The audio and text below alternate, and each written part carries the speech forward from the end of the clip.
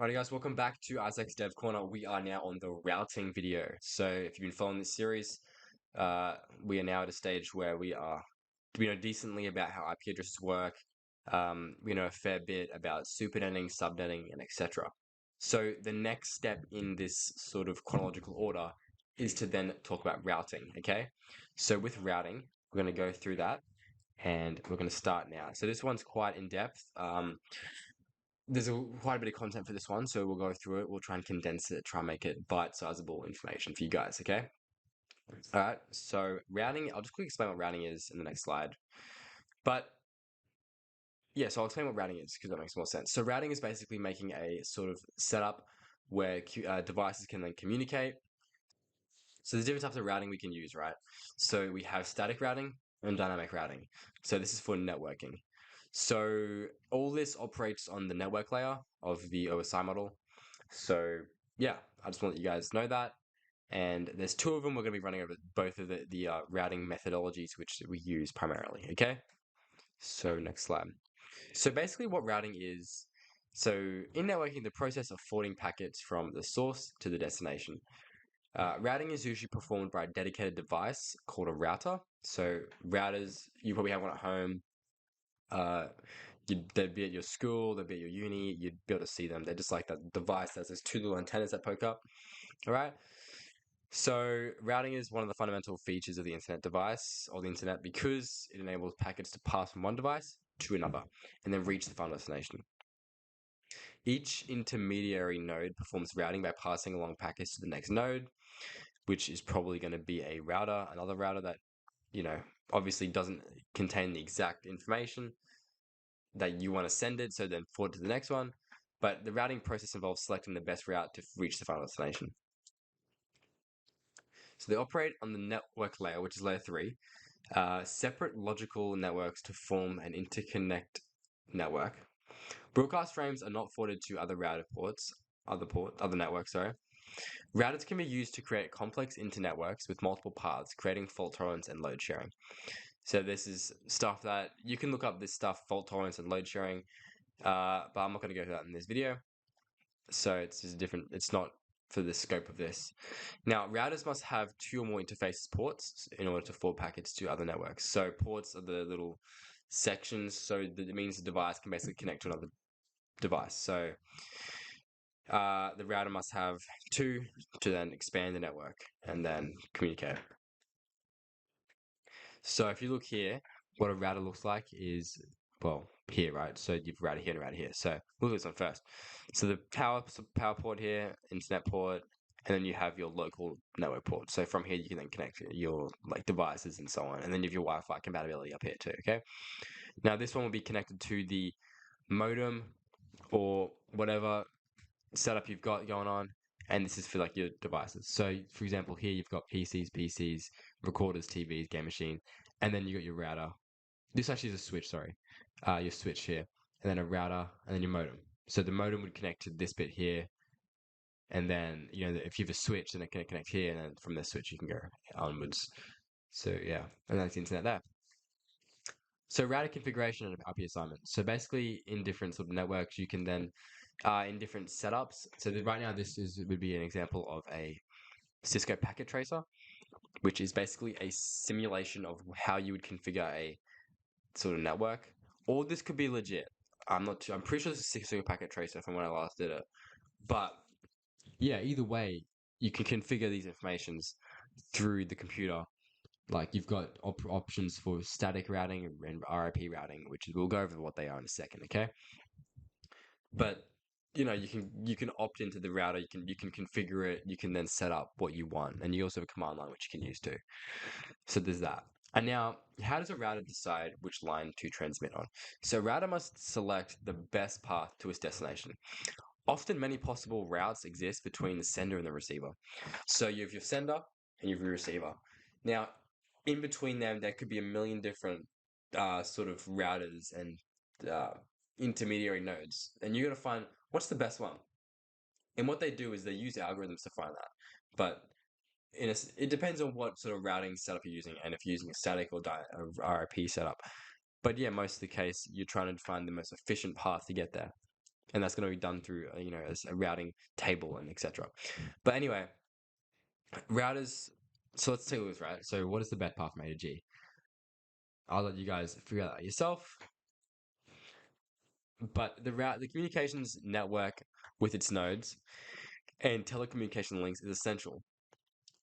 It's essentially a weighted network graph, a network graph. So the edges of telecommunication links between nodes have costs associated with them. So this will cost a certain amount, and they measure that in terms of like not exactly how they measure it, but it just costs. So just imagine like the bigger it is, probably the more it costs, or something like that. Also depends on what type of wiring and what etc. There's a lot of factors that go into costs of each section. Anyway, the cost could be a hop count, delay cost, a queue size cost, a limiting speed, or simply a dollar amount for using that link. So there's many different costs that you could have associated with these lengths here. Now, I don't know every single category of costs, but you can understand the train of thought I'm thinking here and what I'm trying to say. Does that make sense? So it might not necessarily be A to G that's the best path because maybe you're factoring costs. But in terms of efficiency and the least distance, sure. But what if it's a slow link here? Maybe this is a fast link. You don't know. Anyway, so the router uses its routing table to determine the best path to forward packets. Cheaper, faster, better. So here's an example of a network here. Now, routing administrating. Assign IP addresses to a router interface. So that's what happens. Select routing protocols. Build and enable routing tables. Test and monitor routing. So the routing process between networks, application. Maybe you're sending something from an application, a Gmail. I don't know, whatever you want to send. Goes down, hops on the network layer, does the network layer through each intermediary node, and then redoes the OSI model when you get to the destination device to then package that information into a visualized format for the application layer. Okay? Yeah. So the router performs 3 major steps. Step 1 is de-encapsulating layer 2 frame header and trailer to expose layer 3 packet. The layer 2 is the data link layer. Yeah. And then step 2, examine the destination IP address of the IP packet to find the best path in the routing table.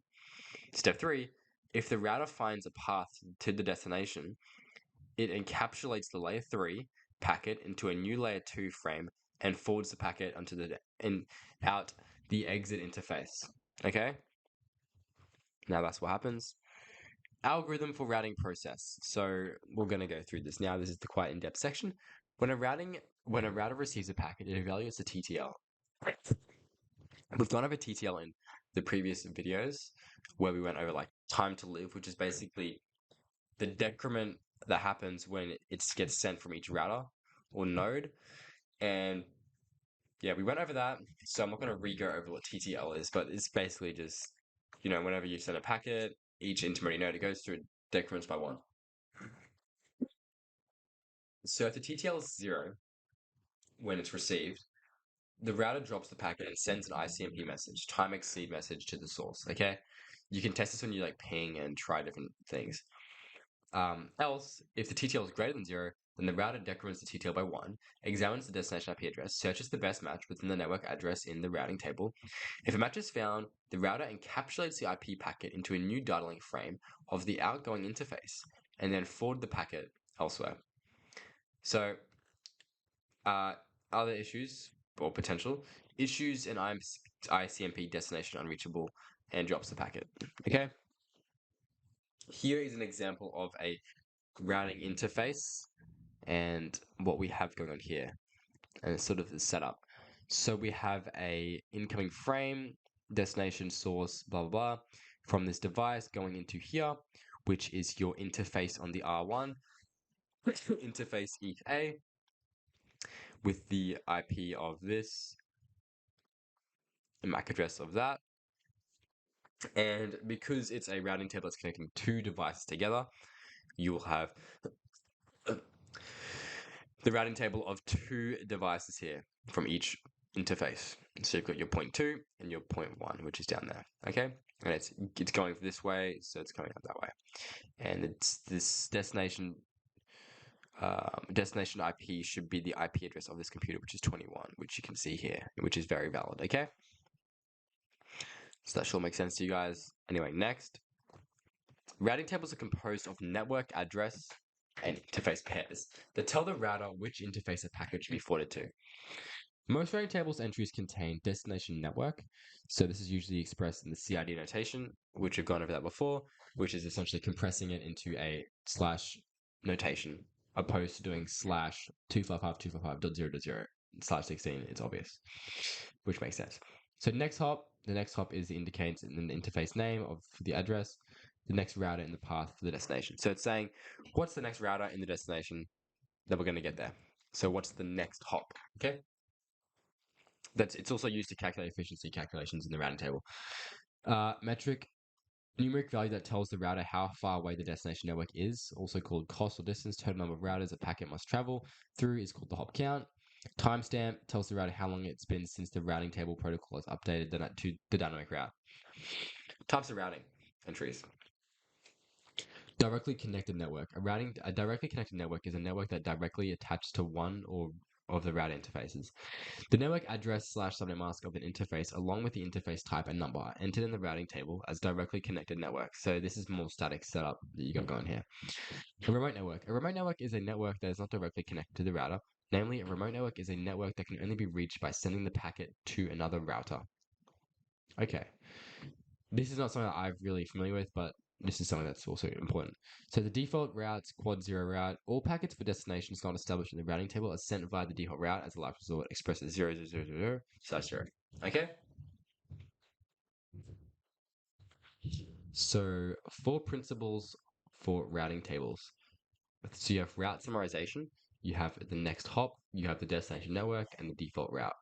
So it's all about simplifying the routing table to make it more efficient for the router, which means less load, less cost, less dollar costs, and overall, everything's about making everything cheaper in this world because we live in a system where that's how it works, and you want to be resourceful with your resources. So we operate in that system, and that's what we're trying to do. So the routing tables can contain directly connected, manually configured static routes and routes.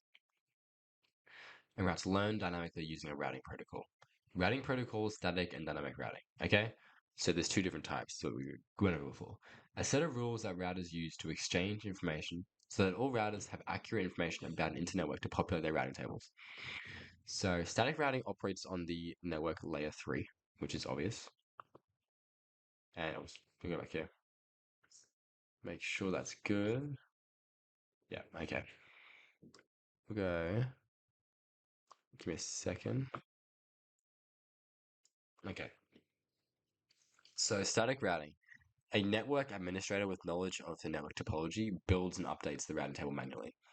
So this is the static routing setup. This is much more sort of set up by an individual where it's more so for small topologies where you're not going to have that much information, where it's actually a manageable size. So the advantage of being predictable and simple, to set up and manage small size networks.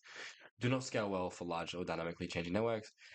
So if you've got a setup where you're changing topologies, it's a large network, it's not going to work well. This is really good. Static routing is good for like a house setup where you just have like, a printer, a computer, and a laptop setup. Like, you know what I'm saying? Like nothing confusing. If you're for school, then that's going to be really confusing. You're probably going to want to use a dynamic setup. Now, when to use static routing? A network consists of only a few routers, so this is you want it small. The ISP represents the only exit point to the internet. So the ISP is your gateway to the internet. And a network is configured in a hub and spoke topology. Now, a hub and spoke topology is like a star-figured topology where you have a router and then it's sort of branching out to all these different destinations. So it's branching off where it's not very confusing. The network's very same. Accessing a single default route. So it is used to represent a path to any network. It does not have a specific match with the network in the routing table. Okay. We'll go next one. So here's an example of a statically routing setup. So you've got your ISP, you've got a network. For directly created route, no configuration required. So basically what we're doing here in this setup is it's a static route setup, and we are making it so that we're going to simplify our routing table for the R2 modem, which is over here. So R2 modem is right here. So as you can see, these networks um, are relatively the same because they're directly connected. And then this network isn't. Sorry, no, the 192.0, which is 124, which is this one here. And then you have your internet, which is, done through there. So what's this router going to see? It makes sense to then make this the default route because you have the next hop, which is exactly the same. So here and then here. So your route, your destination for that in terms of next hop is going to be this network. So they make it so that this is the default route.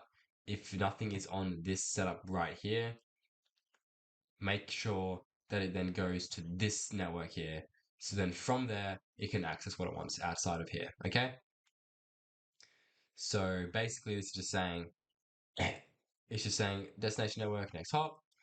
If you want to get to here or here, you're going to have to go through this network right here. And if you're going to do that, just might as well summarize it to a default route. And you might as well just say, go to this network right over here. And then from there, you can access whatever you want. This network doesn't need to know necessarily in that sense. Well, it does, but it just makes sense that if it's not directly connected, send it out via the 00 default route via this next hop, which is there. Okay. So,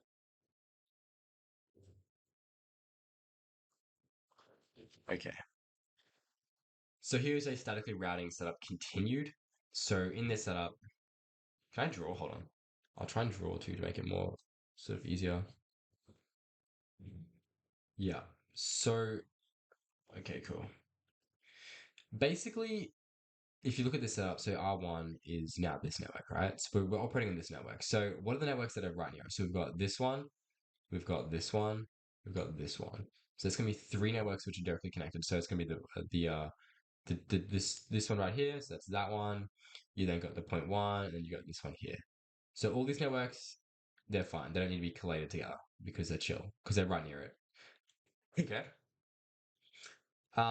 This network over here, so these two over here, point 3 and point 2, we can access them through the point 0 network, which is up here, but via this interface, because you need to access the router 2. It's on this network, but it's via the interface slash router IP address, which is down here, which is the point 2. Okay. So we can collate these two, which are the point 2 and point 3. So point 2 and point 3, right here, right there, here. We can put them together using some supernetting principles, and we can then collate them via, a /23, because we've gone over /23 that is summarizing, taking this subnet, the supernet, which is going to be 2 to the power 1, which is going to be 2. So you can summarize two networks with that right there. Okay. And then obviously you have your next hop, which will be that, as we just went over before. Now, the router R1, this is to access the internet. And nothing's going to change here besides making this the default route, which is 000, if it doesn't know what to do. Okay.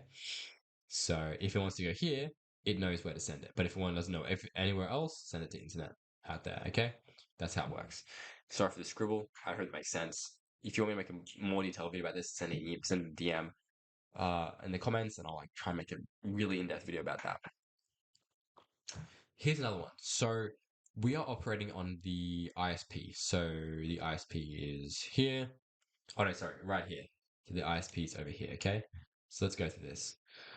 So the only directed connected networks to this are this network right here, meaning we can summarize every other network via this gateway, which is going to be our next hop. So basically, we're going to have in the routing table, we're going to have this as one entry, and it's going to be called directly connected, which is here. Okay, and it's directly connected. And then we're going to summarize every single network here. So we've got to summarize 1, 2, 3, 4 networks. So to summarize 4 networks, we have to do 2 to the 2, which is equal to 4. So for slash 24, we're going to be equal to slash 22 now. So it's going to be done via the smallest network in terms of numbers. So we're going to use this one here. So 192.0. Sorry, let me just redo that. 192.0.0.0/22 is now going to be our network on the routing table. So right here, and then our next hop is going to be this right there. So instead of having 4 of these, you can have 2 entries in the hop in the ISP routing table. Okay. Anyway, next bit. So dynamic routing. Oh, let me stretch. This video is long.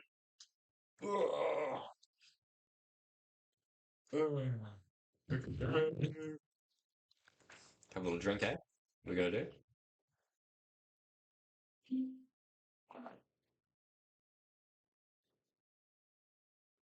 So, dynamic routing. A dynamic routing protocol is used by routers to exchange routing information with each other. The routing process of dynamic routing involves 3 stages: initialization, sharing, and updating. So, before the router processes and calculates received routing information, the network administrator needs to define which routes are to be advertised on the router. So, the directly connected networks to the router. Networks to, yeah. Okay. So, suitable for medium sized to large sized networks, automatic updating of routing table entries, that's why it's dynamic, ongoing communication and dynamic updating of routing tables, facilitated by routing protocol, periodic or on demand routing exchange, ability to send and recover from network faults to reflect a new topology. Convergence is achieved when a set of routers have the same topological information for each other. So dynamic routing, you have dynamic routing protocols. You have your interior gateway, IGP, and your exterior gateway protocol, EGP. And through them, they have different algorithms which they use. So we have the link state and the distant vector algorithm, and then the different protocols that they use. We're not going to go into too much detail on that. We don't need to. But yeah, there's different algorithms and then protocols via updating the routing table. So interior gateway routing protocols use RIP, that one. Exterior routing protocols use this. So, it's not something that we're going to go into depth. We're going to use RIP. So if you can look at this one, we have a RIP setup here.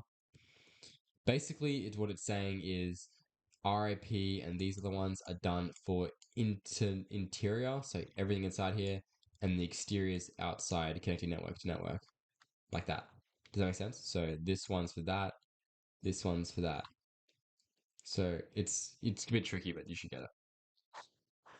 So the distance vector algorithm, it's based on the Bellman-Ford algorithm. When it boots, a router initializes its routing table to contain an entry for each directly connected network. Each router periodically shares its knowledge about the entry table, entire routing table, to all its interfaces. Routers each report their own knowledge, i.e., I can reach destination V at distance D via X. Distance vector routers periodically broadcast multicast their routing information on directly connected networks, periodic updates. So the distance vector algorithm, here's an example. So you have your router, which is X. It can see 1 and 5. So 1 and 5 is at a cost distance of that to Y and Z. And then Z can see 1, so X and Z. So it's going to be there and there. So 1 and 2, sorry. 1, 2, and then Z can see 5 and 2, which is here and here. So the next setup we're going to be using is same thing here. So A is going to be destination. So let's say B is the destination. Our next hop is going to be B. Our metric's going to be 1 because that's our cost for it. Or not our cost, but just how many hops it's going to be. For example, maybe D is going to be, 3, 1, 2, 1, 2, 3. And then B is our next hop, D is the destination. Okay? Routing Information Protocol, RIP. So the first routing protocol used on the internet, a form of distance vector routing. During initialization protocol process, a router sent out a copy of its own routing table to through its all interfaces. Then each node kept its own table and update routing information with its neighbor every 30 seconds. Okay? So here's an example and a visualization of how that looks. So it's saying, hey B, I know about two networks. So yeah, it's going to be like, hey B, I know about two networks. So here and here. Yes, I got your update and added one network and added network one to my table, which is this one here, to my routing table. So it's saying that that is, yeah. And then this one's going to say, and this one's got that one and that one. So they're communicating with each other and they're adding information. Okay. So here's an example. Suppose that router A has learnt four routes to networks: Brisbane to Sydney, Sydney to Melbourne, Melbourne to Adelaide, and Adelaide to Perth. This is Australian countries for reference, Australian cities for reference. A's current routing table looks like this. So they've made up some next hop stuff and they've made up some metrics, which is just cost metrics in this example. So keep that in mind, these examples. Now suppose router D sends out the following routing information. Okay, so we have this information now, metrics and destination. Okay, so router A will look at each entry in router D's table and make the following decisions. So router D says network BNE Sydney, which is Brisbane to Sydney, is 4 hops away from router D. Since router D is 1 hop away from router A, network BNE is actually 5 hops away from router A. So for BNE, it says 8, right? But for BNE on D, it says 4. So 4 for that same one on router D, okay? And then here it's 8, and it's actually B. So what does that mean? Well, hold on. Router D. Since router D is 1 point from router A. So what does that mean? So basically what it's saying is since the routing table distance, so since routing D table D, so A and D, it's 1 hop away. So if that routing, this one can get a destination, a metric cost of 4, and it's 1 hop away from router A, then we're going to update this to then say BNE 5, and then the routing, and then it's going to be B. The next hop is going to be that. But does that make sense? So basically it's saying, well, A is 1 hop away from router D. I don't know why it says B there, because B should be. No, I guess it's saying for this setup, it's going to be B with when you have a metric cost of 8 for this setup. But it looks like D has been added to the network topology, so then it's going to make it more efficient. So then it updates, and then you're going to have A to D since it's 1 up away, as you can see here, and then it's going to go through and then update that to be now a value cost of 5, because you then can hop to D, so that's going to be 1 plus 4, and then you can get to destination. Okay. So that is a better way than the current entry of 8, router table A. So A will update the entry for B and E, Sydney. Router D says Melbourne, Adelaide is 6 hops away. So 5 hops from router D plus 1. So this is currently the same hop count as router's A, so it will not update. So what do we got here? So we got Melbourne, Adelaide, so it's 5. Melbourne, Adelaide, which is 5 here. Melbourne, Adelaide, which is 5 here. So yes, that's going to stay the same. So that's 6.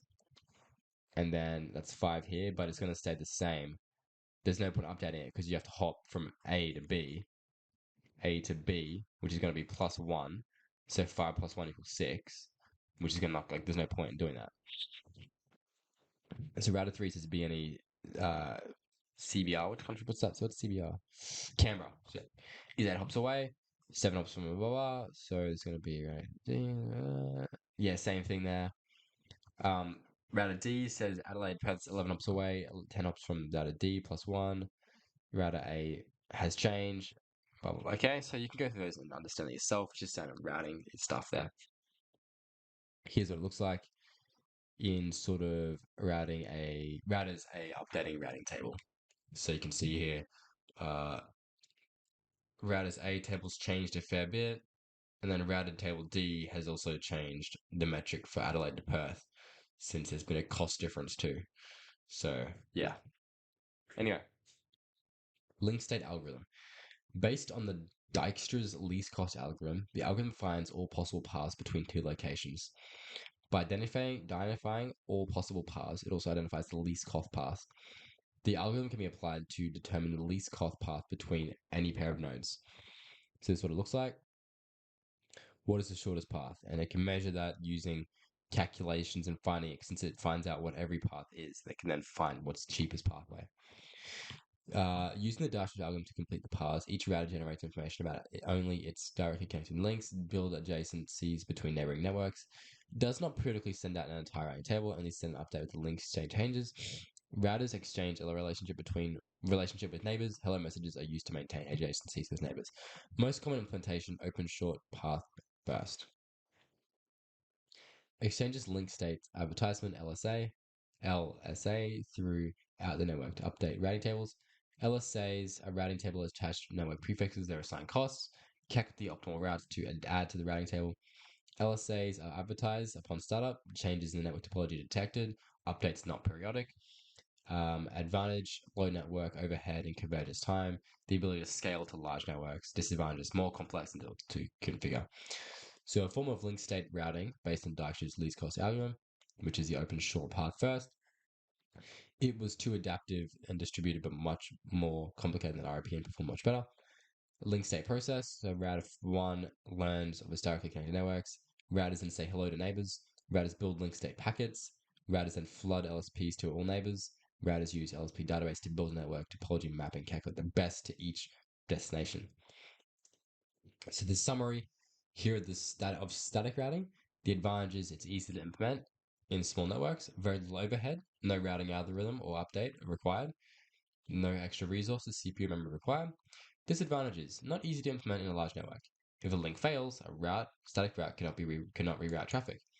When to use: a network consists of only a few routers. The ISP represents only exit point in the network, in the internet.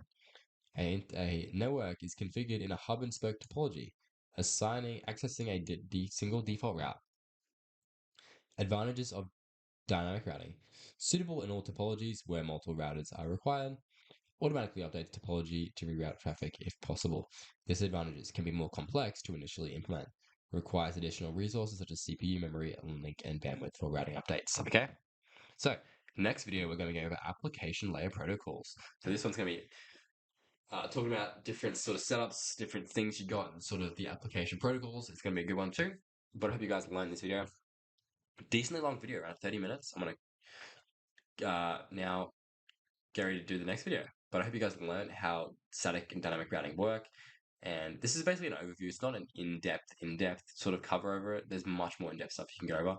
But this should just buffer up your knowledge to a decent level where you know most things in it.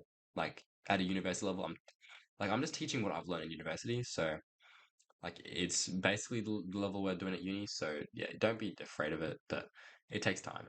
And I might even know what I'm trying to get into. If I'm trying to get into network or if I'm trying to get into software development, I don't know. But I'm trying to figure out that bit by bit. But yeah, just make sure you learn, study hard every day, and that's the best you can do. You know, you can't really do much more than that. Anyway,